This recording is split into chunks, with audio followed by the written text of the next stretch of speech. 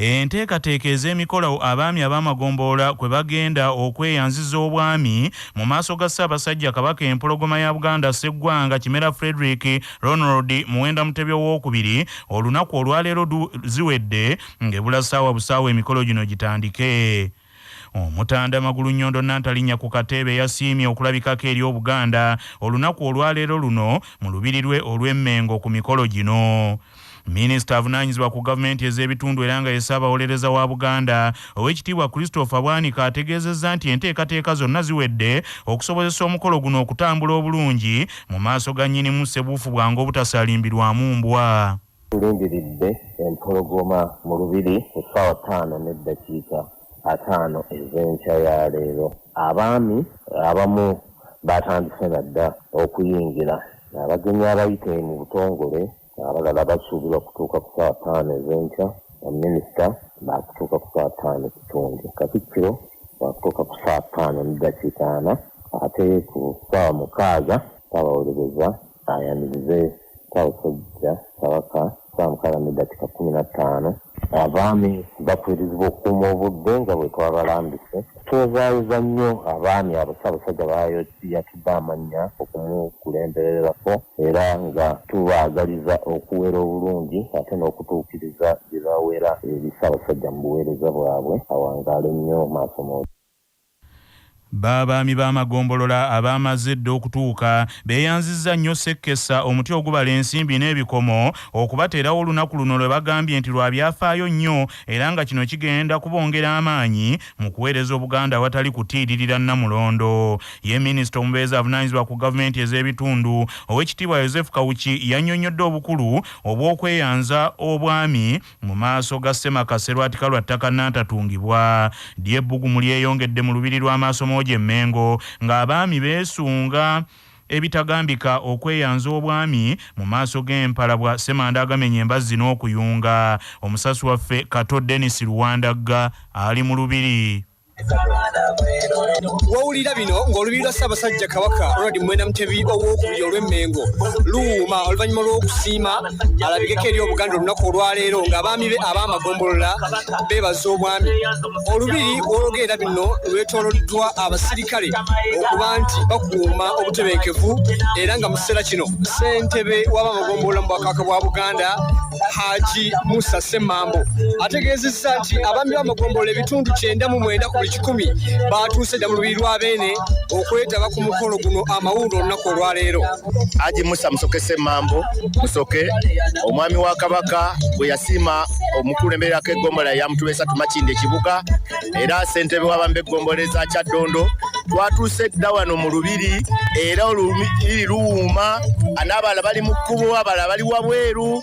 Kino kijjobi kyennyini naye twagala okwebaza nnyinimu empologoma ya Buganda olw'enteekateeka eno ennungi bwe yasiimye tujje mu maaso ge tweyanze obwami. Ayo Muteregga tweyanzizza tweyanzeege era tuweera mu maaso go nti tetujja kutiiririra tugenda okwongera ate ku buweereza obwe tubaddeko twongereko ate ettaffaali ne twebaza bannaffe betuddidde mu bigere mu buweereza bwonna olw'ettaffaali bataddeko era naffe tuweera nti buli ngeri yonna engabo tujja gikwasa nga tujja gikwasa n'amaanyi nnyo tusobole okulaba nga buli ngeri tutabaalirwa Obuganda.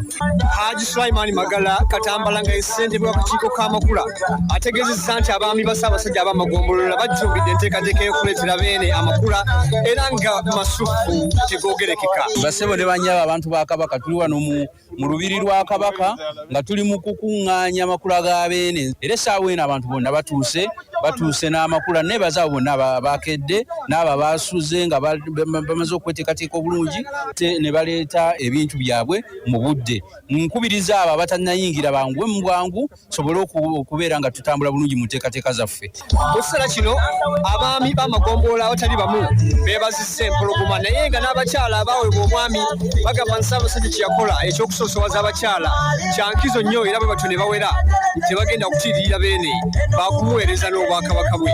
Amanya nze Nanteza Safina omwami wa Ssaabasajja Kabaka ow'ebyoggombolola ly'Ekyankwanzi mituba 15. Ssaabasajja Kabaka yasiima nampa obwami twala obuvunaanyizibwa mu Kyankwanzi olw'ekyo kye yalengeramu nze kye nali ssuubira era ne musuubiza nti ngenda kukola okusinga bwe yali andowooza. Nakiganda Lydia Jemba eggombolola eyo mutuba 3 Namayumba Kisonyi simusanyufu nnyo kubanga ate guno omukolo gwongedde ate okutunaazaako ekizibu kya COVID twabeera nnyo ku muggalo. Twebaza nnyo Ssaabasajja Kabaka kubanga atwagadde nnyo.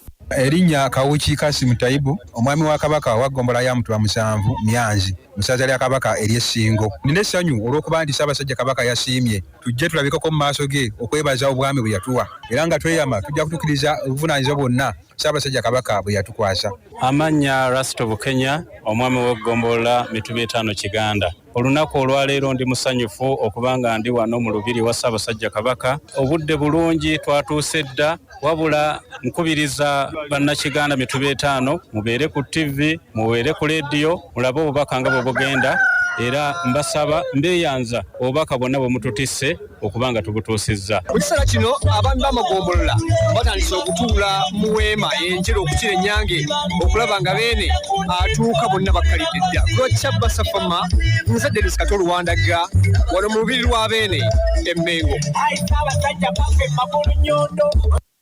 Manya obubona obuddo obw'eddembe lyo tonyigirizibwa ddembe lyo ery'obwebange.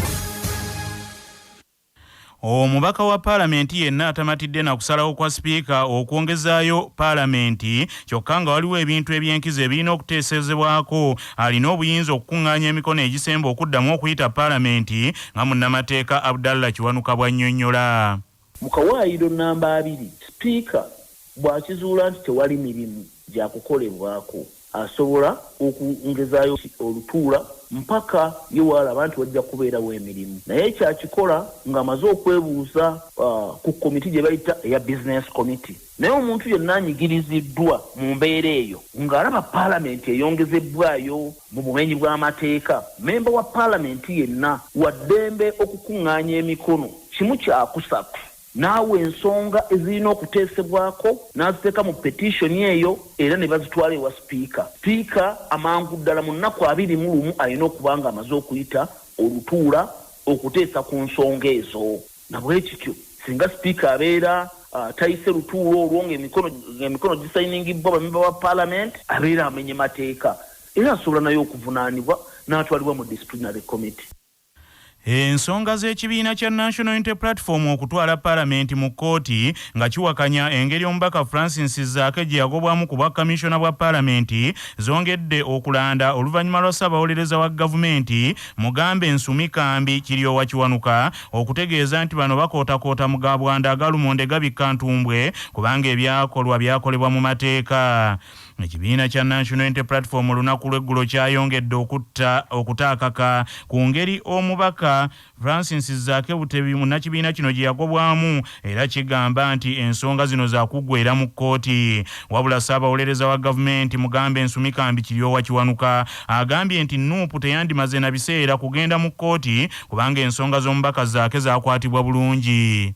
Aliyo amateeka ng'amanyi amateeka baali kirese ne badda mu politics waabwe. Naye kyamateeka kyo bakireke. Naye nga baagala genda mu kkooti tujja gendayo tunyonyole kkooti kyekyakolebwa batwagena akawaayiro akamenya kuba naliyo nzeke kyamateeka ekyo kyo nalimu era amateeka gonge kakasa ebintu byagenda mu politics waki wa Parliament. Naye kyogamba mu bagenda kugamba mu mateeka bagende wanga baagala genda ajaze tuobuzengadiyo buli omwami yintu ojja kutwala gavumenti mu kkooti tebalina tebagenda bakasuuza na biki naye bagenda tujja kuwoza tulina kyakukola. Wabula Nampala w'oludda oluvuganya gavumenti mu Paalamenti John Baptist Nambeshe asekeredde ssaabawolereza wa gavumenti Mugambe Nsumikambi Kiryowa Kiwanuka ng'agamba nti ono tagenda kubajja ku mulamwa. Attorney General Kiryowa Kiwanuka kyagamba ati oyo omusajja gwoyogerako ali arrogant nnyo yalowooza okutegeera yalina monopoly mu kutegeera. Teri muntu ku nsi eno eya Yesu alina monopoly mu kutegeera. Era ne bw'obeera nti oli mugugotya mu by'amateeka tulowooza nti gwe wamalayo wa buli kimu kati ye yategeerera ffe aba opposition anaategeerera ba gavumenti abatuguddeko olutalo leero nti yatuwa amagezi yatutegeerera nga gundi ffe ba opposition abeekubidde enduulu mu gundi mu nsiga essiga eryokusatu erya gavumenti ye ali kusiga erya executive essiga lye tugenzemu erya judiciary. Poliisi Kamuli eri mu kuyigga abazigu abalumbye owa mobile money mu kiro ekikeesezza olwaleero ne bamukuba amasasi agamusse ne badduka n'ensimbi ezitannamanyika muwendo mu kitundu ky'ebuwenge. Omusasi waffe Fred Kirabira yalina ebikirawo. Omwogezi wa poliisi mu kitundu ekya Busoga North ASP Michael Kasada akakasiza ettemu lino n'agamba nti omugenzi ye Opio Ali abadde yakanyuka emirimu gy'olunaku lw'eggulo asobole okuddeeka abazigu kwe kumuzingiza. Afande Kasada agamba nti Opio ono yabadde agezaako okulemera ensawo ya ssente ababbi kwe kumusasira amasasi agamujje mu budde mu bulamu bw'ensi eno obuwoomera abangi. Abantu abalala basatu ababadde okumpi awo babadde ensiitaano bafunye ebisage by'amaanyi era bwe batyo ne baddusibwa mu ddwaliro ly'Ejjinja gye bali mu kufunira obujjanjabi. Kasada agamba nti batandikiddewo ekikwekweto eky'amaanyi era ge bukeeredde nga bakakwatako abantu 5 n'emundu emu. Afande Kasada wadde amagezi bonna abakola ogwa mobile money okunnyukanga nga kukyalaba n'agamba nti bwe buziba abaagala ebyamangu nabo bangi batera okubazingiza ne babanyagako ebyabwe. Gwo omuwendo gwa ssente ogwatwaliddwa ne gye buli eno poliisi n'abakugulangirira. Ku lwa Kyabasa Radio Buganda ey'obujjajja ndi Fred Kirabira Ejjinja Busoga. Olunaku olwaleero giweze emyaka 12 kasookedde nga amasiro g'Abassekabaka ag'e gakwata omuliro ng'amasiro gano gakwata omuliro ennaku z'omwezi zaali 16 omwezi ogwokusatu omwaka ogwa 2010. Obwakabaka bwa Buganda bugumizza abantu ba Ssaabasajja Kabaka nti omwaka guno we gunaggweerako omulimu gw'okuzzaawo omuzibwazaalampanga gujja kubanga guggyibwako engalo.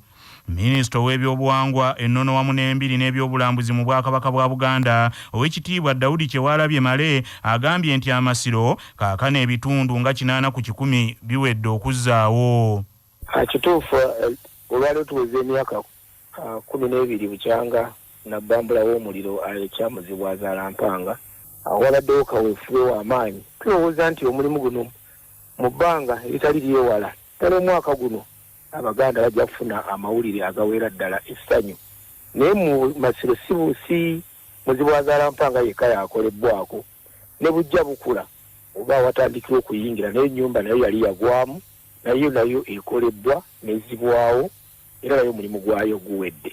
N'ekyo emirimu mingi ezigenda mu maaso mu masiro muno nabyo nokakasa nti n'abantu abakola ensonga ez'enjawulo abavunaanyizibwa ku nnono n'obuwangwa muno mu masiro era nabo genze mpolampola nga tuzuula abantu abo abamu abaleka nti baali tebali mu masiro kakasa nabo babeera mu bifo byabwe.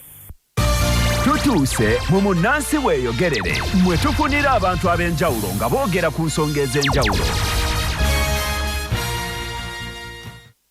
Omukulembeze wa Uganda General Yoweri Kaguta Museveni Tibuhabulwa ayisa akabondo kabaka aba Parliament aba NRM olw'ebbeeyi y'ebintu eyongera okwekanama nga kireesewo obunkenke mu basuubuzi embeera n'efuuka yakatubagiro nga abiibya n'ow'enkufu.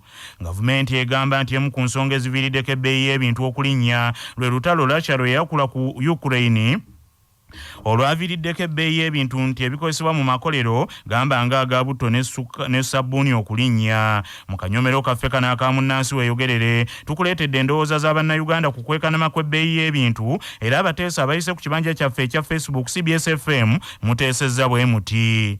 Kasekende Tone Jongozo ogambye nti ebyo byekwaso mbu kivudde ku lutalo olwa Russia ne Ukraine naye batuyambe basale emiwendo gy'ebintu tuli bubi. Akireewo Mulondo ogambye nti ekyamazima tewali kye tuyinza kukola kubanga Parliament gye twandiddukidde yafunye akadde n'ejjamu onalebozaako obwesige ng'ate tulina ebituluma bingi. Felix Kyeyuna ogambye nti naye ddala Minisitule y'ebyobusuubuzi etugasaaki ye abaffe Pulezidenti ebiragiro bye bikola mu budde obwa COVID-19 bwokka. Emma Tusaba ogambye nti ku gavumenti eyagala okwenywereza mu buyinza ebbeeyi y'ebintu okulinnya tebangako nsonga. Ndalike Ronald Ekyengera ogambye nti nze sinenya muntu yenna okuggyako abalonzi abaalonda olw'obusente. Akero Jeni ogambye nti ebyo byava mu kulonda era ffe twabimanya nti byalina kuba bwe bityo. Gaya Alfred ogambye nti wano mu Uganda tewali alumirirwa bannansi naye nga mu kalulu olaba nga beefuula abaagala ennyo eggwanga lyabwe. Kikomeko Dani ogambye nti kasita ffenna twalonda.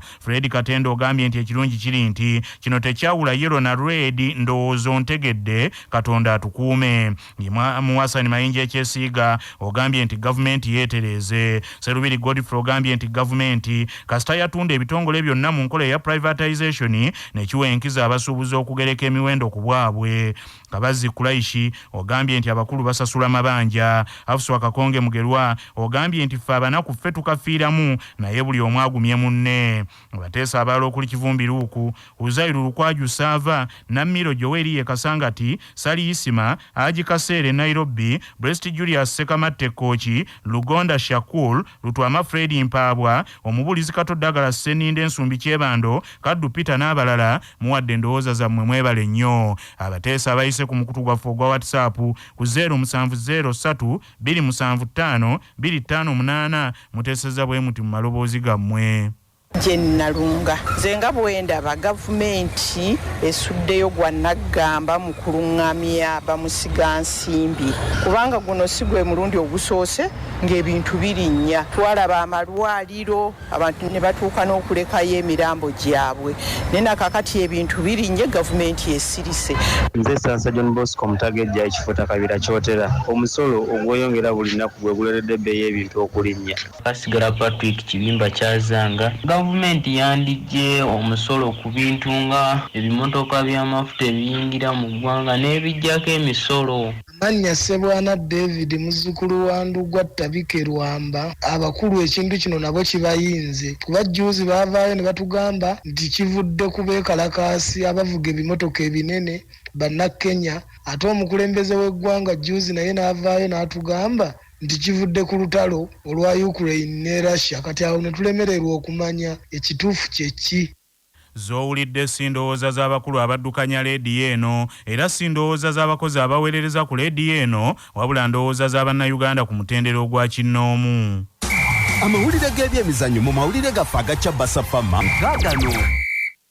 Kirabu ya Vipers egukyangira mu liigi y'ababinywera eya Uganda Premier League eddukidde mu kibiina ekiddukanya omupiira mu Uganda ekya FUFA n'akakiiko aka Uganda Premier League ng'ewawabira kirabu eya Tolo United olw'okuzannyisa omuzannyi Ronald Kayondo eyali takkirizibwa mu mateeka ga liigi eno. Omupiira gwa Vipers ne Tolo United gwazannyibwa 11 omwezi guno mu kisaawe eky'ebuhinga Fort Portal era Tolo United yaguwangula ggoolo emu ku ŋŋaŋa. Mu bbaluwa ya Vipers eteereddwako omukono akulira ebyemirimu mu kirabu eno Simon Peter Njuba kiragiddwa nti omuzannyi ono yali ateekeddwa okuwummula omupiira olwa kkaadi za kyenvu 3 ze yalina kyokka ekintu ekitaakolebwa. Mu katundu kuno kwe kwaffe n'ennono ezaffe eza wano. Muteesa ye mwami wa Ssaabasajja Kabaka afuga essaza lye Mawogola nga Mawogola owedda yafugibwanga bajulunga ab'enda ya Mpanju kyokka nga Mawogola okumukolamu essaza nga bwe lifaanana kaakano ekitundu ekisinga obunene baakisala ku ssaza Buddu. Erinnya Muteesa lyalondebwa okuyitibwa omwami wa Kabaka ow'essaza Mawogola okubbula Ssekabaka Mukaabya Walugembe Muteesa omubereberye eyateesa obulungi ensi ye n'akwana n'ensi enkulu era ez'ekitiibwa mu ssensi.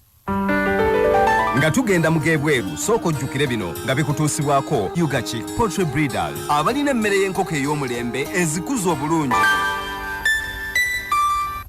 Olwaleero ennaku z'omwezi ziri 16 omwezi ogwokusatu ogwa Mugulansigo omwaka ogw'2022 bwe lwali bwe luti mu 1989 gy'emyaka 33 egyakayita eyali Ssaabalangira w'Ekereziya Katolika mu biro ebyo Papa Yohana Paulo II yayaniriza omubaka omujja owa Uganda e Vatican mukyala Frida Ulebrick. Papa Yohana Paulo II mu bubaka bwe yatuma omubaka Frida Ulebrick anogaanye eri gavumenti y'NRM yali mu budde obwe yakamala emyaka 3 mu buyinza bwali nti ddala okussa ekitiibwa mu ddembe ly'obuntu gwe musingi omukulu owa demokrasia nga gavumenti essa ekitiibwa mu nfuga ey'amateeka abo beekulembera beeyagala nnyo.